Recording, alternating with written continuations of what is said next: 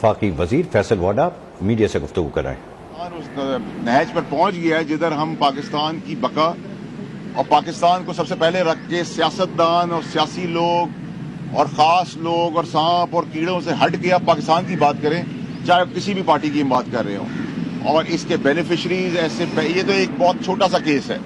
جب آپ اندر جائیں گے اور آج تک کی جتنی بھی حکومتیں آئی ہیں سمیت پی ٹی آئی کے، آپ کو بہت بڑے بڑے جرائم ملیں گے۔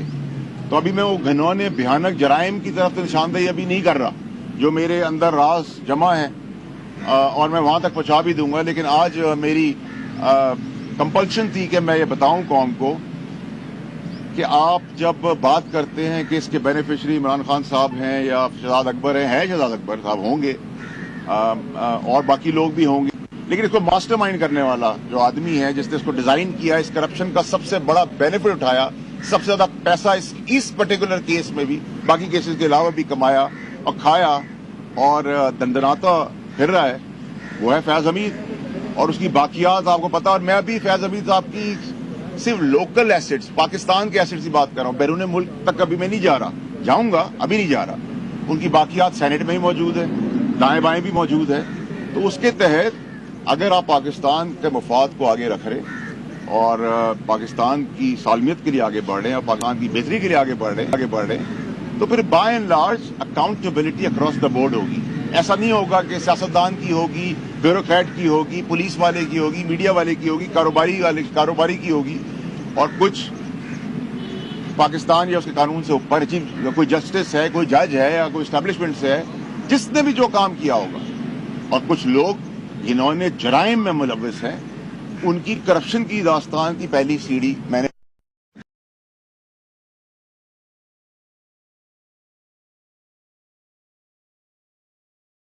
ہم چل رہے تھے، انہوں نے جو سکھایا تھا اس کی آج میں نے وہ پورا کر دیا جو انہوں نے مجھے سکھایا تھا۔ اور انہوں نے ہمیشہ یہ کہا تھا کہ ادھر کھڑے ہونا جب کوئی کھڑا ہونے کو تیار نہ ہو، تو میں تو کھڑا ہو گیا۔ خان صاحب آپ وہ فلسفہ سنا کے مجھے بھول گئے ہیں، اور آپ نئے عمران خان صاحب ہیں آج والے، اور آپ ہی نئے پاکستان میں جائیں۔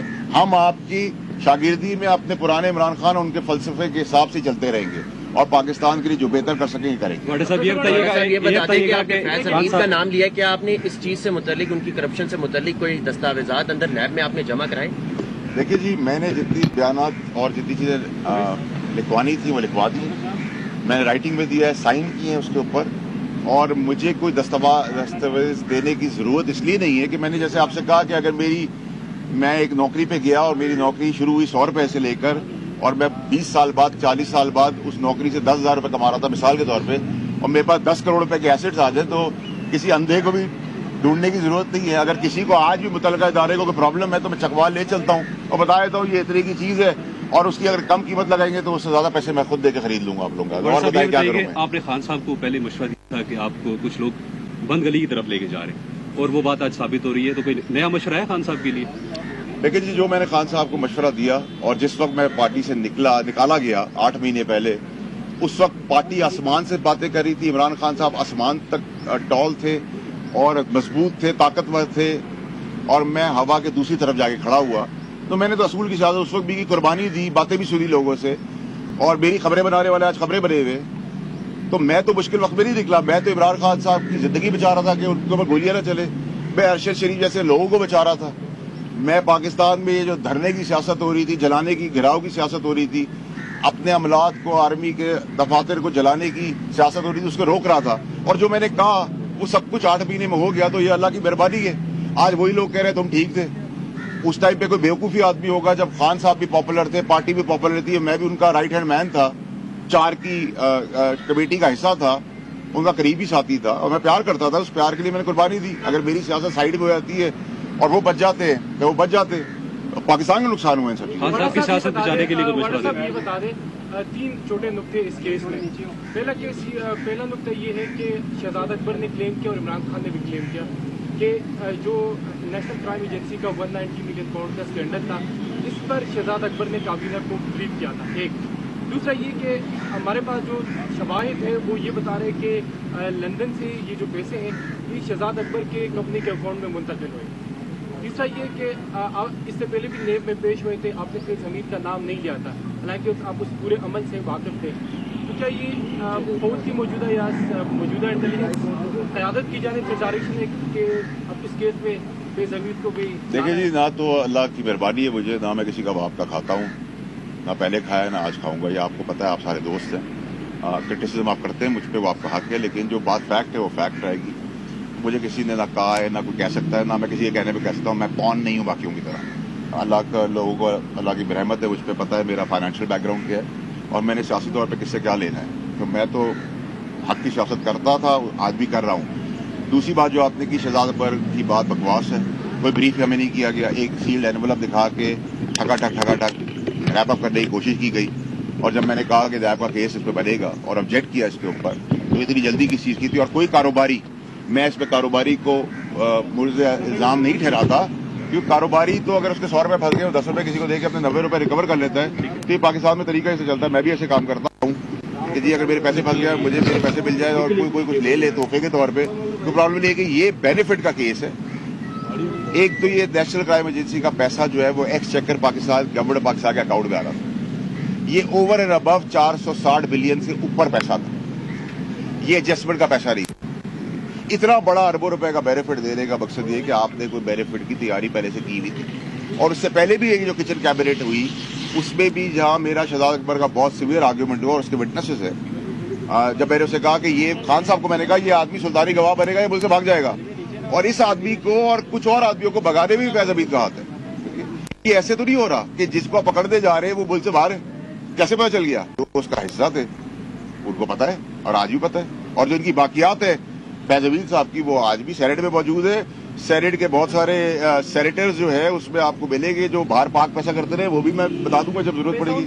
अच्छा सर, ये बताइएगा कि पीटीआई पर पाबंदी के हवाले से बात हो रही पैसे है, आने जाने से रिलेटेड कोई चीज नहीं बताई गई। अगर आपको सीट लिफाफा दिखाया गया तो आपने कैसे क्लेम किया कि इस पे नेब का केस बनेगा? आपको तो कुछ बताया? जब हमें जबानी बताया गया तो हमने कहा ऐसा कभी होता है कि आप बंद लिफाफे के अंदर हमसे फैसला करा ले, अगर हमसे फैसला ही कराना था खुद ही कर लेते। और ये एजेंडे का हिस्सा नहीं था, इसको स्पेशल एजेंडे के तहत लाया गया। ये बताइएगा, कल चौहान साहब ने अपनी प्रेस कॉन्फ्रेंस में कहा कि मीटिंग्स के अंदर तर्जुमानों के इजलास में खान साहब ये हिदायत दिया करते थे कि फौज को हिट करना है। क्या जब पीटीआई में शामिल थे उस वक्त भी यही सूरत हाल थी? क्योंकि ये नैरेटिव 2-3 साल से एस्टेब्लिश जा रहा था फौज के खिलाफ। देखिए जी, अक्लमंद आदमी और ठहराव वाला आदमी वो होता है जो बिफोर टाइम बता दे बातें। इस टाइम पे बातें करने का क्या फायदा है? अगर आप इतने मुखलिस थे तो उस टाइम पे ऑब्जेक्ट करते और उस टाइम पे बाजार में आके बोलते जैसे मैंने बोला था। अब आप कहानियां कर दे सारी, तो उसका हर कहानी का सर पैर तो नहीं होता। बाबड़ा साहब, ये बताइएगा कि तहरीक इंसाफ में जो सीनियर क़यादत है वो उन्हें छोड़ के जा रही है, क्या कोई तहरीक इंसाफ की ज़ैली शाख बनने जा रही है? देखिए जी, मैंने तो पहले ही कहा था, मैंने आप लोगों के तवज्जुह से बैन का भी बताया था। जैसे 9 मई का काम हो रहा था कि मैं चमक जो है सुन रहा हूँ, मैंने खान साहब को बताया था कि सांप खुद उनको रिप्लेस करके आना चाहते हैं। कुछ लंबे पतले जहरीले सांप आपको आगे आइंदा आने वाले दिनों में प्रेस कॉन्फ्रेंस करते हुए दिखाएंगे, इसको कंडेम करते हुए दिखाएंगे, इमरान खान के ऊपर मलबा फेंकते हुए दिखाएंगे। और इमरान खान साहब को शायद उस वक्त मेरी बातें याद आ जाए कि इन सबकी निशानदेही मैं इनके मुंह पे करता था, इनके गिरेबान भी पकड़ने के लिए मैं खड़ा हुआ हूँ। मैंने तो अल्लाह की मेहरबानी से अपना फर्ज अदा किया है, और पुराने इमरान खान साहब और पुराने पाकिस्तान और इस आइडियोलॉजी और फलसफे के साथ आज भी चल रहा हूँ। आपने जिक्र किया अरशद शरीफ साहब का, आपने कहा कि अरशद शरीफ साहब के मर्डर में वो लोग मुलव्वस हैं जो आसिम मुनीर को आर्मी चीफ नहीं बनने देने चाह रहे थे, रुकावट डाल देते। वो बताएंगे वो कौन था, किसकी तरफ आपका इशारा है? क्या वो भी फायदा मिला? देखिए, आज पहला स्टेप मैंने उठा लिया और मैं फिर जिम्मेदारी का हिसाब दे रहा हूँ जो मेरी कमजोरी ताकत है। और मैंने कहा जब मैं शुरू होगा तो बहावलपुर चकवाल से होता कोयटा में रुकूंगा। तो मेरे रुकने और मेरे चलने से पहले अगर चीजें सिर्फ में आ जाती है, जो मुझे उम्मीद है कि होगी और इंशाल्लाह होगी, तो मुझे जरूरत नहीं कि मेरी कोई बात से मुल्क की जगहजाई या मुल्क की रेपुटेशन को फर्क पड़े, तो इसलिए मैं रुका हुआ। मुझे कोई चीज रोकने वाली है नहीं। सर, पीटीआई की जो मौजूदा पोजीशन है, जिस तरह उनके साथ जो रवैया हो रहा है, तो आप समझते हैं कि पीटीआई के अंदर कुछ मेंबर्स की वजह से, कुछ फैसलों की वजह से ये सारी सिचुएशन क्रिएट 100%। इमरान खान साहब वो आदमी नहीं थे जो आज के नए इमरान खान साहब नए पाकिस्तान के अंदर नजर आ रहे हैं। ये वो आदमी नहीं थे। इमरान खान दलेर आदमी थे। मैं गाड़ी चलाता था कराची में, मेरी गाड़ी में जब बैठते थे तो मैं कहता था इधर उतर जाए, आप सपोर्टर है। वो पूछते नहीं थे। अब कहते थे बदगाव खा ले, वो बदगाव खा लेते थे। ये जो सीन कान काला सफेद कपड़े जोड़े عمران خان صاحب کو اللہ کی مہربانی سے مجھے آپ کو کسی کو بھی جب تک اللہ کی مرضی نہیں ہوگی کوئی آنچ بھی نہیں لا سکتا. آپ محلوں کے اندر چلے جائیں, بنکرز کے اندر چلے جائیں, لوہے کی سیلیں لگا دیں, اگر آپ کی باری آ گئی ہے اللہ کی طرف سے تو آپ کی باری آ گئی. یہ تو عمران خان صاحب خود سکھاتے تھے. وارڈ صاحب کیا ایسا ہے کہ جو پارٹی چھوڑ رہے ہیں وہ ایوان صدر سے ڈکٹیشن لے کے آ رہے ہیں, ان کے کہنے پہ چھوڑ رہے ہیں, کیا ایسا ہے؟ دیکھیے ایوان صدر میں جو ایوان صدر کے صدر صاحب نے جو کام کیا ہے وہ میرے خیال سے کوئی دشمن بھی نہیں کر سکتا, اور اس مس انڈرسٹینڈنگز کے اندر بہت بڑا رول ایوان صدر اور صدر عارف علوی صاحب کا ہے. سر کیا پی ٹی آئی پابندی کی بات ہو رہی ہے, کیا اس سے آپ اس چیز کے حق میں ہیں کہ پی ٹی آئی پہ پابندی لگنی چاہیے یا ان پہ لگ سکتی ہے؟ دیکھیے پابندی تو نہیں لگنی چاہیے, لیکن جو کام کروا دیے گئے ہیں وہ پابندی کے لیے بہت کافی ہے, تو یہ کام ہونے نہیں چاہیے تھے. لیکن پابندی لگا کے آپ کو کوئی فائدہ نہیں ہے, لیکن اگر آپ کہیں کہ پابندی والے کام دی کہ پابندی سے زیادہ والے کام کر دیے. ایسا صاحب یہ بتائیں, یہ پاکستانی سیاست میں جو پارٹیاں ہوتی ہیں سیاسی, ان کے ساتھ یہ عروج و زوال لگا رہتا ہے, پارٹی قیادت غلط فیصلے بھی کرتی ہیں, بہت غلط اقدام اٹھاتی ہے, اس کا کیا مطلب ہے لوگ پارٹیاں چھوڑنے شروع کر لوگوں کے؟ دیکھیے آپ نے بڑا اچھا سوال کیا ہے.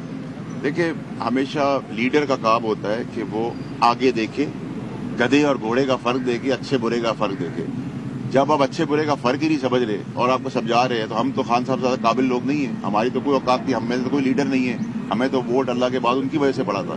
اگر ہم آج یہ کلیم کریں گے ہم عمران خان کے سے بڑے لیڈر ہیں تو نہیں ہے ایسی بات. لیکن اگر کوئی آدمی اپنے آپ کو بڑا بنانا چاہ رہا ہے, ان کو ہٹانا چاہ رہا ہے اور ہٹا کے لانا چاہ رہا ہے اور آپ کو دکھا رہے تو میرے والد صاحب کہتے ہیں کہ اللہ جب کسی کو دیتا ہے تو اس کو عقل دے دیتا ہے, اور جب لیتا ہے تو اس کی عقل لے لیتا ہے. تو اللہ سے دعائی کر سکتے ہیں, باقی تو کچھ نہیں کر سکتے. اچھا اور سر یہ بتائیں, آپ کو لگتا ہے خان صاحب اس کیس میں بے قصور ہو, کیونکہ وہ کہہ رہے تھے کہ مجھے بریفنگ دی گئی تھی نہ کہ میں تحریری کچھ پڑھا ہوا. سر میں ابھی اپنے بندے کو ایک آدمی کو گولی مار دے, وہ گولی مار دے تو آپ کہیں گے کہ وہ قصوروار ہے, میں قصوروار رہی ہوں. لیڈر کی ذمہ داری ہے. اب آپ کیا سمجھتے ہیں کون سی سیاسی جماعت میدان میں؟ مکس پلیٹ, سب چارٹ بڑی شوق سے کھاتے ہیں. سر آپ کون سی پلیٹ میں جائیں گے؟ اگر مجھے جانا ہوتا تو میں 6 مہینے پہلے جا چکا ہوتا. شاید میری یہی سیاست ہے. سر آپ کو نئی پارٹی بنا رہے ہیں, ساری نئی پارٹی تو شاید.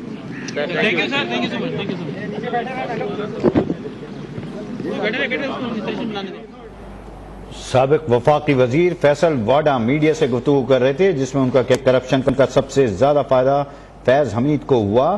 خان صاحب کو بہت سمجھایا. ان کا مزید کہنا تھا کہ صدر پاکستان نے جو کیا وہ کوئی دشمن بھی نہیں کر سکتا. مزید کہتے ہیں کہ پابندی لگنے کے حوالے سے ان کا کہنا تھا کہ اب پی ٹی آئی نے جو کام کیے ہیں وہ پابندی سے بھی آگے والے کام ہیں. فواد چودھری اور شیریں مزاری نے بھی ہمیشہ میرا ساتھ دیا. میں نے جب 190 ملین پاؤنڈ کی بات ہو رہی تھی, جب بھی اس ٹرانزیکشن کے وقت روکا تھا, میں وفاقی وزیر تھا.